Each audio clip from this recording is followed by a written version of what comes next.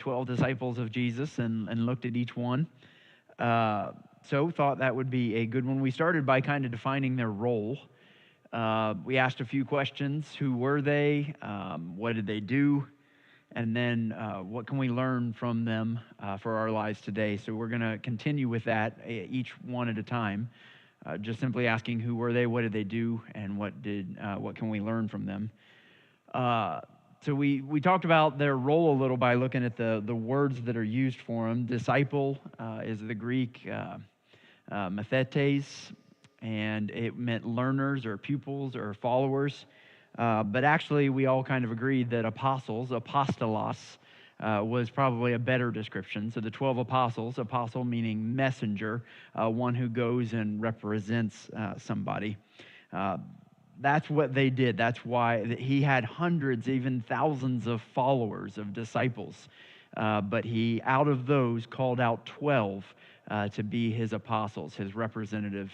In fact, John often just calls them simply the 12. Doesn't call them disciples or apostles. He just calls them the 12.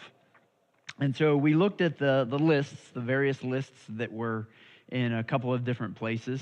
Donna's request was a printout. I've got that here. Richard, do you mind? Okay, well, give Judy two. Yeah, tell her I did it just for her and she didn't show. So Richard will bring those around. We saw different lists in 4 different places. We looked at Matthew and Mark and Luke, and then Acts was written by Luke as well, but everybody had a different order. And then John doesn't ever really give us a list of disciples. He just mentions some of them and doesn't mention others. Did everybody that want one get one? I think Richard was expecting you to raise your hand. Would you give Sharon one? That's all right. What just happened? So last week we talked about 3 of them.